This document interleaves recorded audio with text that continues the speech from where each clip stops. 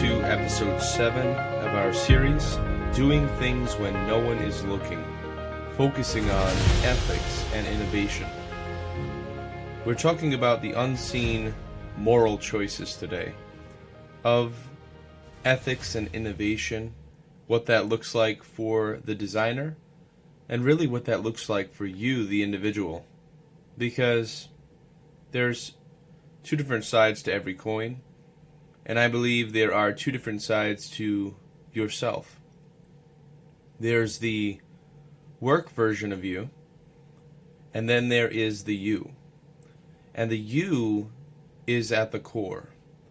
The work version of you, or i.e. the version, people use this all the time, I'm looking to be the best version of myself, and I really haven't decided whether I like that statement or not, but I'm definitely in the clear that it's something that can easily go bust.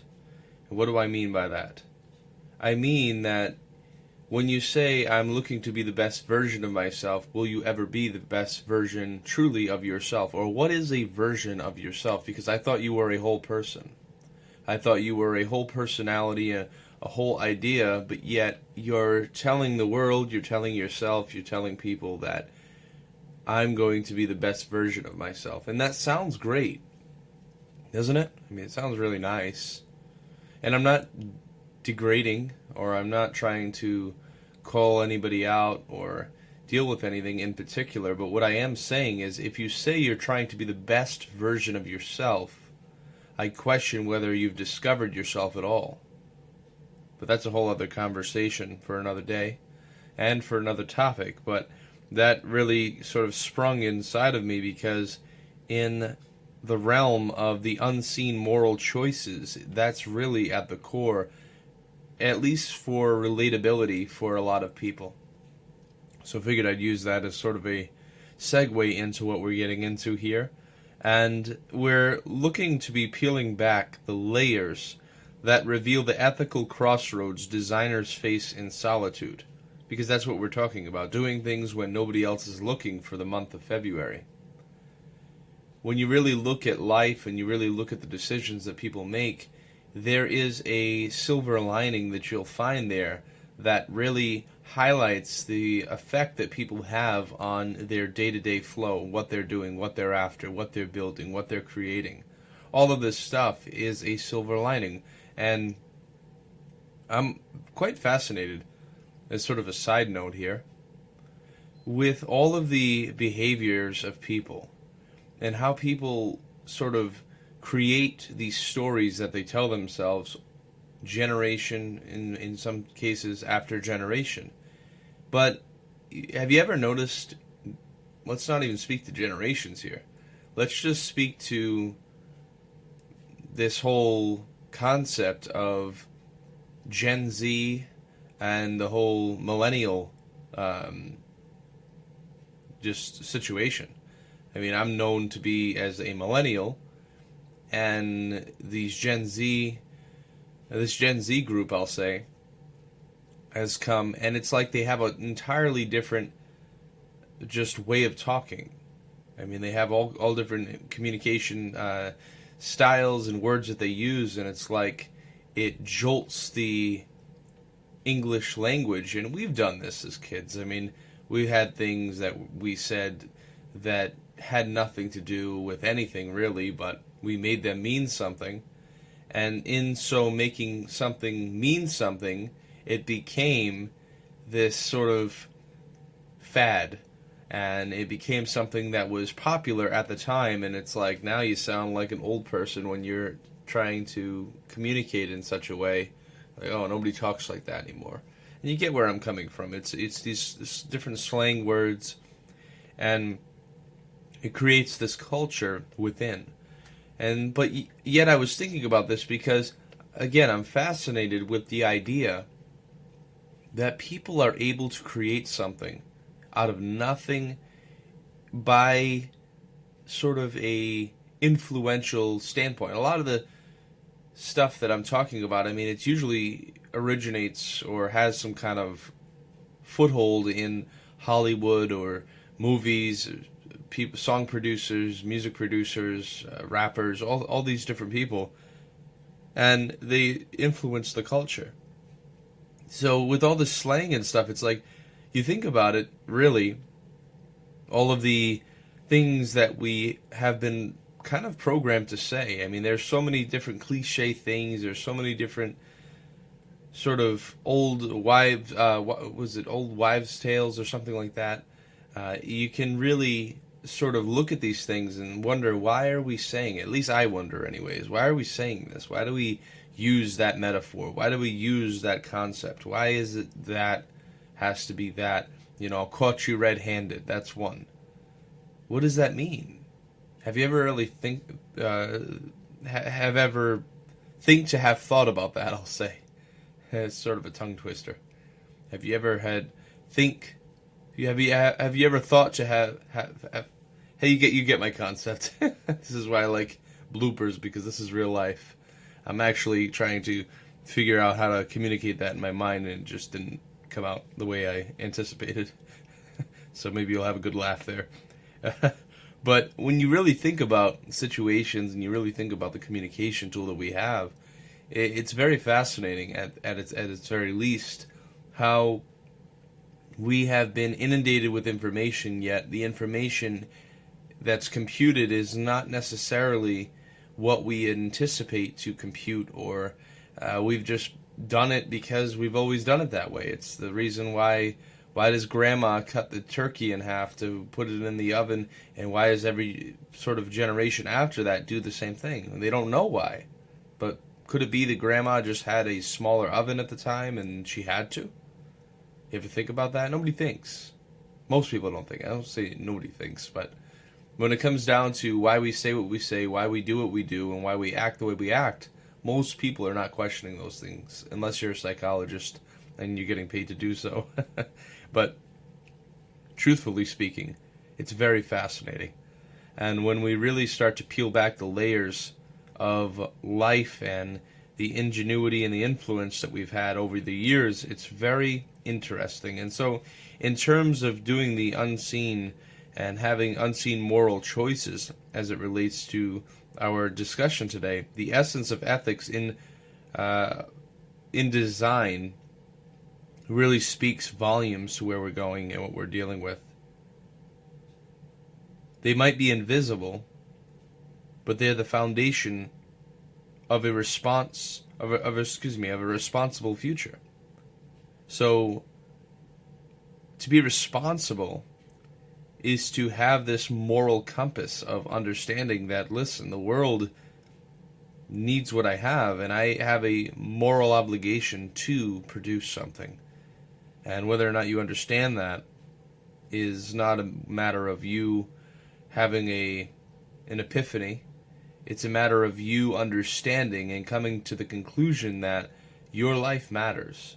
The value of what you're bringing in design matters, and the world will thank you for it if you decide to overcome the hurdles and the misnomers and all of the things that people say, well, just do it this way. Well, that's the only way it should be done. I deal with this quite often, honestly, because as we are in sort of the design space of remodeling and dealing with different clients, the clients per se are usually not too picky in terms of making this decision, making that decision. I don't usually have to have conversations with them regarding the integrity of the work or any of that stuff. I never have to have those conversations with them. And when I say that, I don't mean that they catch us doing things that are not up to standard. I'm saying that the client that never comes to me and says, well, just do it this way quickly, so we just cover it over and that's it. I never really have those conversations with clients in that light, but with contractors, with various workers, I've come across this over and over and over again. And it's like, oh, it's good enough. It looks good for my house. But what does that mean? Or rather, what are we making that mean? And why are we saying it? Because we've said it so long that it's something that's easily interpreted as okay, and that's absolutely wrong. That's immoral, and it's unethical, and it's surely unreasonable, to say the very least. We have a responsibility to do right in the unseen, because when that's covered up, when this is done, you know in your mind that that was not done according to the way it should have been. It's like, I've been guilty of this too. When you get stuff from IKEA, if you don't know IKEA, I don't think you've experienced life on that plateau yet, but you should go to IKEA and build something. I've been guilty of this, where it's like you find yourself having extra parts. I mean, you don't have extra parts, but it seems at the end, it's like, I don't really want to go back and figure out where all these extra pieces go. The thing's standing, it's working just fine. It's not going to collapse, it's not going to do anything, so what am I worried? And so you end up finding all these pieces that otherwise you should have maybe used, but you've created another way to build it. And you didn't like the way that it took 5 hours for their instructions to explain to you, so you figured, I'll go the hour-and-a-half route or 30-minute route, and I'll build it just fine. And it works. And in most cases, in those situations, it's fine. I'm just using that as sort of a humorous sort of prelude to what we're talking about, because it's very interesting how we can really sort of build things, create things, and it's like we forget the importance of following the instructions sometimes. And again, I think we've all been guilty of this. I'm not going to... I mean, I don't think there's any one person. If there is, I'd love for you to come onto the podcast. If you've come across where you've read every piece of instruction and you followed suit to the T. I mean, that would be shocking, honestly. I'd love to hear your story, because there's more to that story, I'm sure. But here, we're talking about every designer carries an invisible moral compass guiding them through the complexities of creation. It's the compass that whispers the path of integrity when no one else is looking. Super important. True innovation isn't just about pushing boundaries, it's about doing so within a framework of ethics that protects society and the environment. Remember, in the end, you are remembered we are remembered not by our innovations, but by the integrity of our creations. And it deals with this area of do things right the first time and stop overlooking the things that need to be actually looked at again and looked at again and looked at again. Stop doing that. Why? Because at some point in life, you're going to have to deal with that. At some point, at some juncture. And you can ignore it, and you can say, well, it doesn't exist, or whatever the case. But you know, deep down inside, it does. And it's important. And those are the things that matter more about us rather than the product that we're producing. Because if the designer is off, then the design can't be so much in line if the one that created it isn't.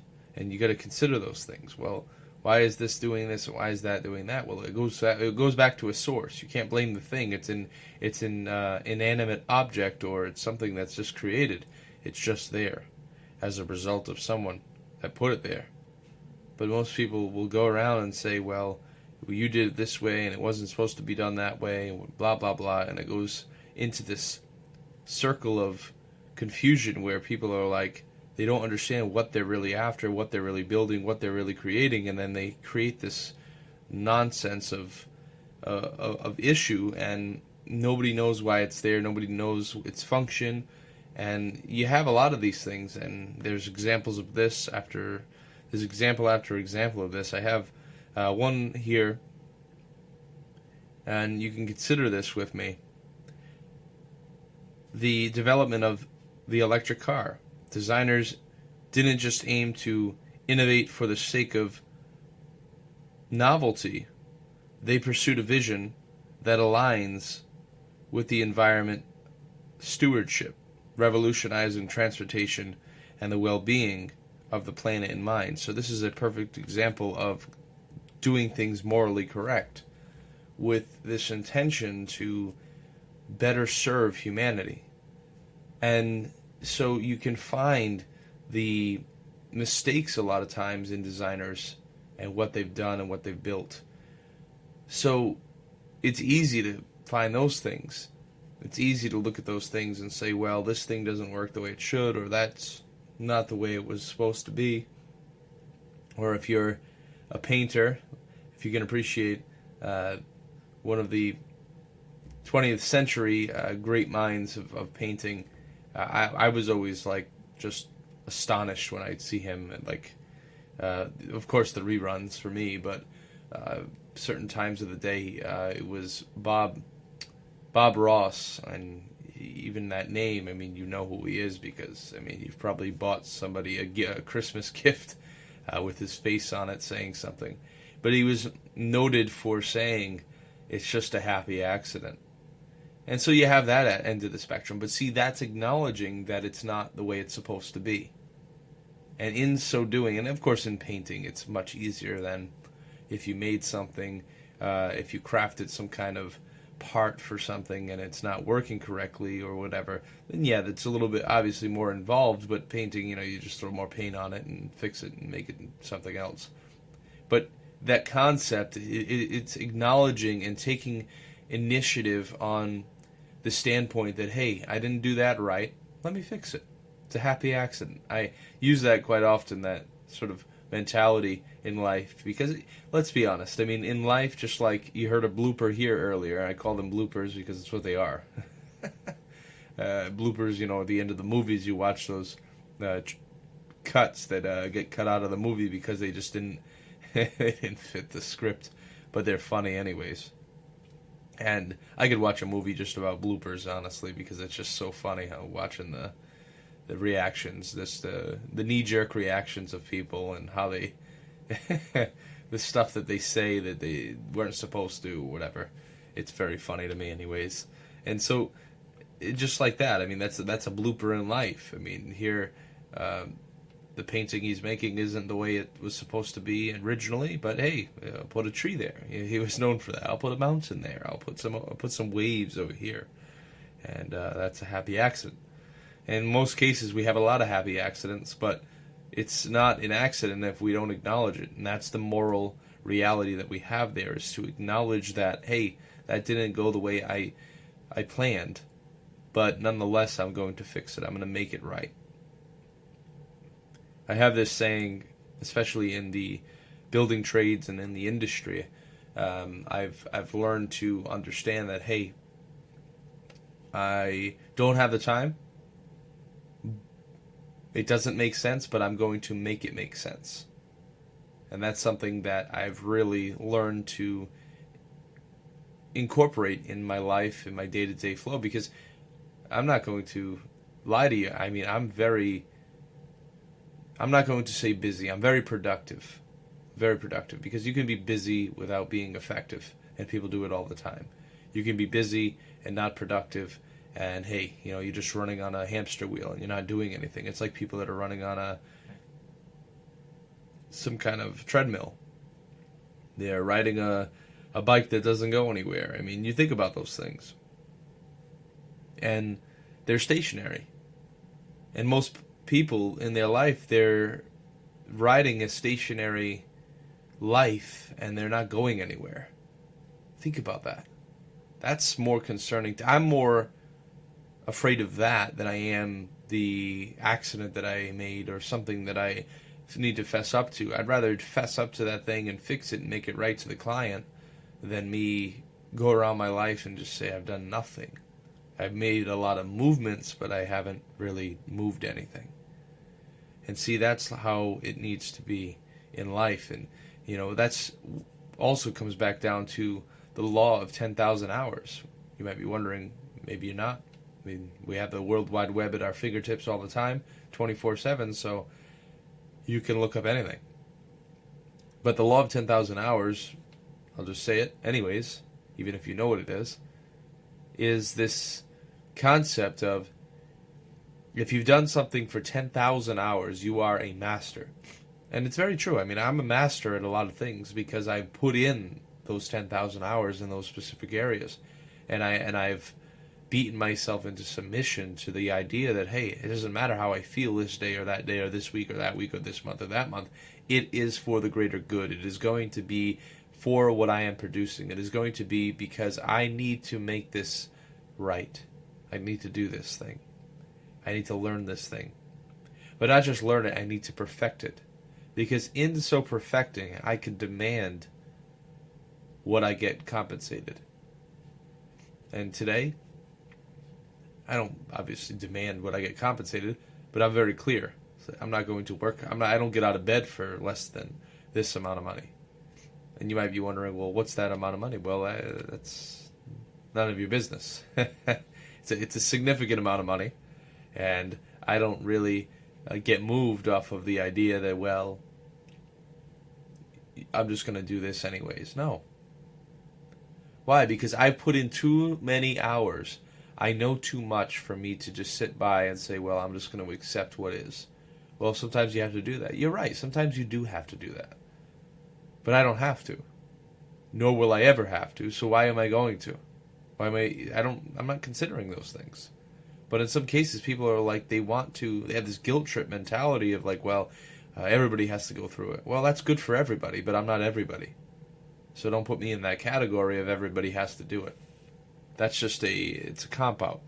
You're going to go after something and you're going to build something, create something, and then you're going to say, well, everybody goes through it. No. Speak for yourself, please. Don't put me in that marching order. I'm not there. So consider the tech designer also grappling with data privacy. I mean, data, whatever you want to call it. Call it data, because it sounds better.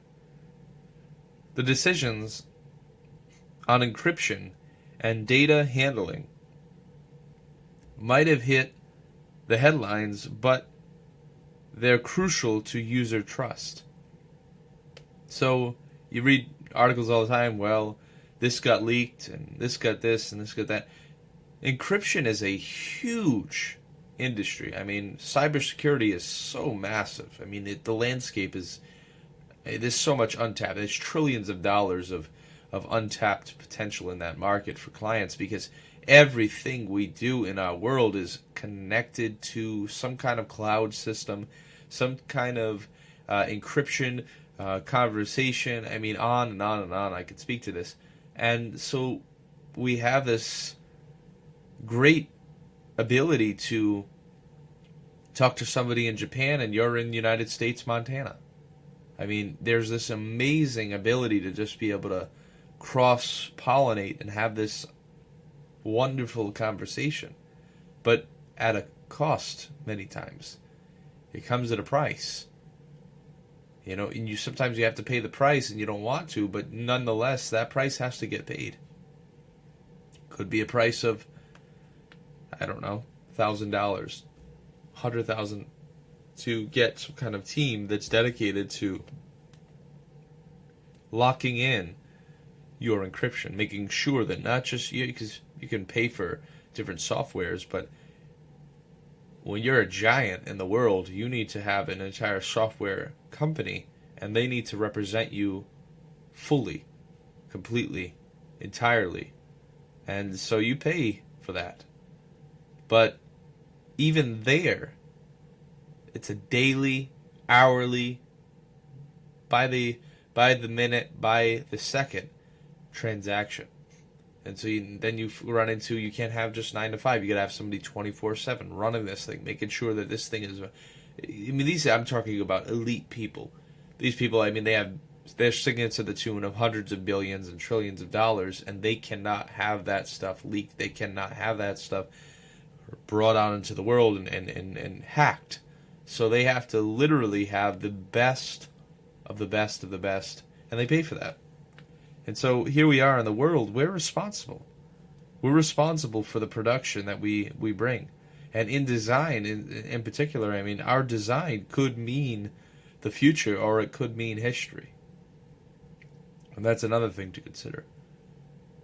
Another notable case is here in biodegradable phone cases by a small startup. Their commitment to sustainability from the ideation phase has set a precedent. Following the eco-friendly innovations are both viable and desirable. A lot of people, they love this biodegradable experience. The same thing with I was thinking with cleaning chemicals, because that's something I've come across a lot. You had the brand, was it Myers, and they're well known for using very much like sustainable stuff that's like plant-based this and all kinds of non-harming chemicals that can do all of the things that you expect without having to breathe in all of that nonsense of different types of lab-created chemicals that are not good for your body. And it's true. So, accessibility is commitment made in the quiet. Designing software that's equally usable by those with disabilities isn't just ethical choice, it's a testament to a designer's dedication to the industry.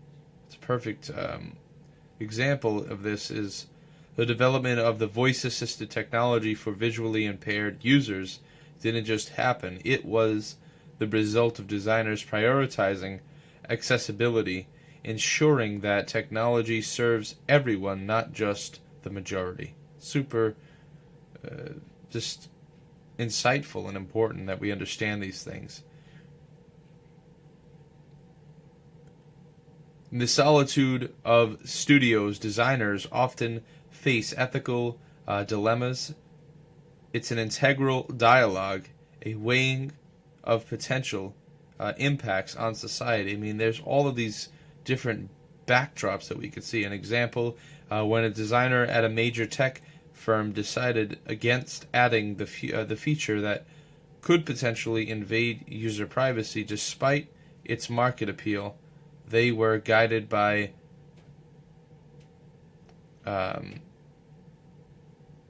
ethics and prioritizing user rights over profits, and resisting the temptation for shortcuts or compromises, especially those unseen, defines a designer's true character. It's about choosing the harder right over the easier wrong, and when no one would know. So, I hope that this is insightful to you and sort of has given you some ability to really step into some areas where you can apply this to your day-to-day life, and whatever the case might look like, use this for yourself, because it's majorly important. That whole idea of what they don't know won't hurt them is a lie. And we need to stop telling ourselves that story of, well, it doesn't matter. It absolutely does matter. And what we do with what matters is our responsibility. It's our moral obligation to the world to make things right the first time. John Wooden said, "The truest test of a man's character is what he does when no one is watching. Our innovation's essence lies not just in creation, but in the moral integrity behind it." So reflect on your own, do your own work, do your own due diligence, of course, and how this can contribute to the future of innovation and ethics, and how they walk hand in hand. I hope that this, again, has helped you and inspired you and promoted something great inside of you. So, as always, I want to thank you for joining us on the Mind of Design podcast. It has been a true joy, and looking forward to wrapping this up next week. So stay tuned for our finale in the month of February, the Love Month.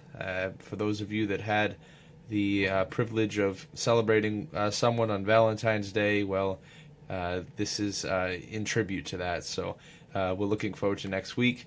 and wrapping this up in this understanding of doing things when nobody else is looking. So thank you again for listening and tuning in to the Mind of Design podcast. And my name is Tyler. As always, I am very much interested in your well-being and what you get from this podcast. So please make sure that you connect with us. Make sure that you share with us. Comment section on Facebook, the Mind of Design Facebook page there. And also you can connect with us via email. And of course, we'll have different ways to connect with us in the future. So just stay tuned and keep an ear out for those. Of course, we'll make you well informed of the different ways to connect as we build and as we create and as we navigate the terrain that is constantly evolving. We want to stay at the cutting edge of that. So we'll have that information to you soon and very soon. So, but for the meantime and in between time, you can connect with us on email. You can send us an email at feedback@themindofdesign.com. Again, that's feedback@themindofdesign.com. Until next time, stay curious and stay inspired. Thank you.